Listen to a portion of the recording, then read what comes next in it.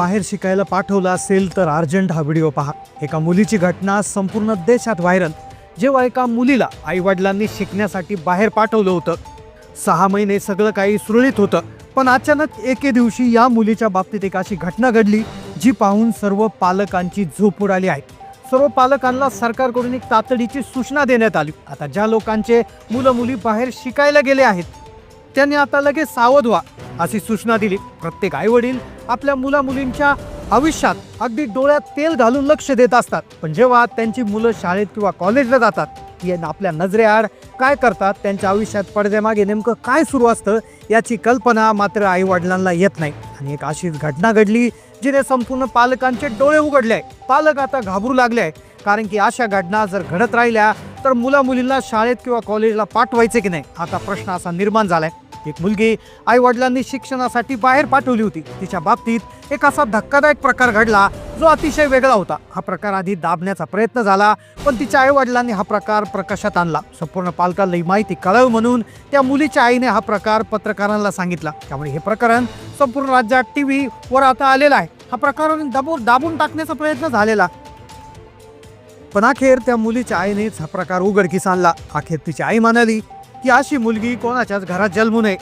आईने असं वाक्य का वापरलं, मग नेमकं या मुलीने असं नेमकं काय केलं होतं, तिची आईने इतके कठोर शब्दात का बोलली, हा प्रकार का दाबला जाण्याची शक्यता होती, या प्रकरणात या मुलीने नेमकं काय केलं की ज्यामुळे सर्व पालकांची झोप उडाली आहे। चला जाणून घेऊया या प्रकरणाचा संपूर्ण सविस्तर रिपोर्ट। एक घटना जी पुण्यात घडली, पुणे शहर, जिथे पहाटची वेळ होती, जिथे अचानक एके दिवशी एक कॉलेजला शिकायला आलेली मुलगी जी 6 महिन्यापूर्वीच पुण्यात आली होती, सगळं काही सुरळीत, दररोज अभ्यास करायची, दररोज आई वडिलांना फोन करायची, पण अचानक एके दिवशी ती दिसते शिवाजीनगरच्या पहाटेच्या वेळी एका ठिकाणी।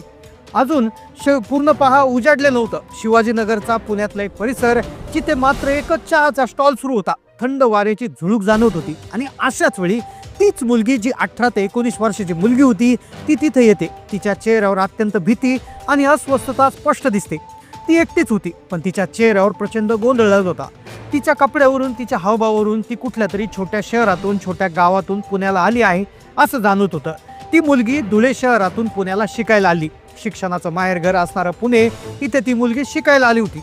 6 महिनेपूर्वीच ती शिकायला आली, तिच्या आयुष्यात सगळं काही सुरळीत होतं, पण अचानक शिवाजीनगरमध्ये पहाटे ती एका चहाच्या स्टॉलवर अत्यंत गोंधळलेल्या आणि अतिशय विचित्र स्थितीमध्ये का उभी होती। साहजिकच हा प्रश्न तुम्हाला निर्माण झाला असेल, पण या घटनेचं जेव्हा सत्य उलगडलं तेव्हा जे समोर आलं ते पाहून संपूर्ण महाराष्ट्राची झोप उडाली आहे। पहाटेच्या वेळी चहाच्या दुकानावर ती मुलगी सकाळी नेमकं काय करत होती, भेदरलेल्या अवस्थेमध्ये ती कशासाठी आली होती, हे ऐकल्यानंतर तुम्हाला नक्की धक्का बसेल। चहाच्या दुकानावर ती उभी होती, ती उभी असणाऱ्या एका व्यक्तीजवळ जातं, ती थोडी जवळ तिथे उभी राहते। एक व्यक्ती तिथे चहा पित असतो, हळूच ती त्या व्यक्तीकडे जाते। त्या व्यक्तीपाशी गेल्यावरती थोडी लाजते, थोडी घाबरलेल्या अवस्थेत ती मुलगी त्या व्यक्तीला म्हणते, दादा माझा फोन स्विच ऑफ झालाय, मला एक अत्यंत महत्त्वाचा फोन करायचा, प्लीज तुमचा फोन वापरायला द्याल का। त्या व्यक्तीने तिला तो फोन दिला। तिने लगेच एका नंबरवर कॉल लावला, पण दुर्दैवानं पलीकडून कुठलाच प्रतिसाद मिळाला नाही। व ती मुलगी एवढ्या पहाटे एका अनोळखी व्यक्तीकडून फोन घेऊन कोणाला फोन लावत होती, चित्रविचित्र अवस्थेत ती दिसत होती। नेमकं तिचं काय घडलेलं होतं अखेर ते उघडकीस येणार होतं। हा या घटनेचा पहिलाच एक प्रसंग होता, पण दुसरा प्रसंग जेव्हा उघडकीस आला तेव्हा चहावर उपलब्ध असणारे सगळे लोक ते देखील घाबरले आणि अखेर संपूर्ण महाराष्ट्राला तो धक्का बसला। अखेर तिने फोन केला, दुसरीकडून आवाज आला नाही। तिची अवस्था आणखीनच बिकट झाली, तिच्या डोळ्यात पाणी येऊ लागलं। तिची भयंकर अवस्था पाहून ज्या व्यक्तीनं फोन घेतला होता तो व्यक्ती तिला प्रेमानं विचारतो, बाळा काय झालंय, एवढी का अस्वस्थ आहे। तेव्हा ती थरथरत सांगते, दादा मी ते चहा प्यायला आले होते, मी चहा घेतला, पण त्याचे पैसे द्यायला माझ्याकडे पैसे नाहीये, माझ्याकडे कॅश नाहीये, माझा मोबाईल चार्जिंग नसल्यामुळे फोनपे गुगल पे वापरता येत नाही। तो व्यक्ती तिला म्हणतो, बरं किती रुपये द्यायचे, तर ती म्हणाली, दादा 95 रुपये द्यायचे। तो म्हणतो, काय 95 रुपये, पहाटेच्या वेळी चहाच्या स्टॉलवर चहा नेमकं किती रुपयाला असेल, जास्तीत जास्त 15 रुपये, 10 रुपये किंवा 20 रुपये, पण हे 95 रुपये नेमकं कसे झाले। त्या व्यक्तीला आश्चर्य वाटलं, पण या 95 रुपये मागे एक अशी कहाणी दडली होती जी संपूर्ण महाराष्ट्राच्या पालकाची झोप उडवणार होती। खरं तर हा दुसऱ्या प्रसंगाची सुरुवात होती की ज्याने आता धक्का बसणार होता। आता अखेर त्या व्यक्तीला शंका आली, त्याने चहावाल्याला विचारलं, का हो हिच्या चहाचं बिल 95 रुपये कसं काय झालं।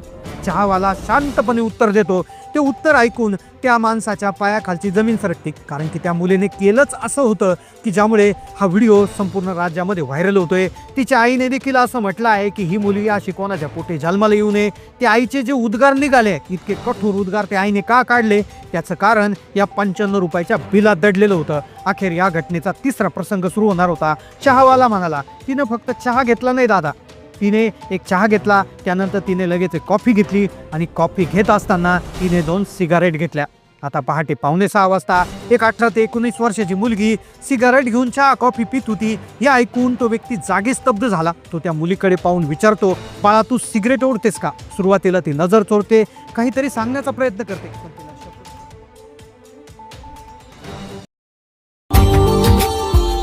Subscribe now and press the bell icon. Never miss an update.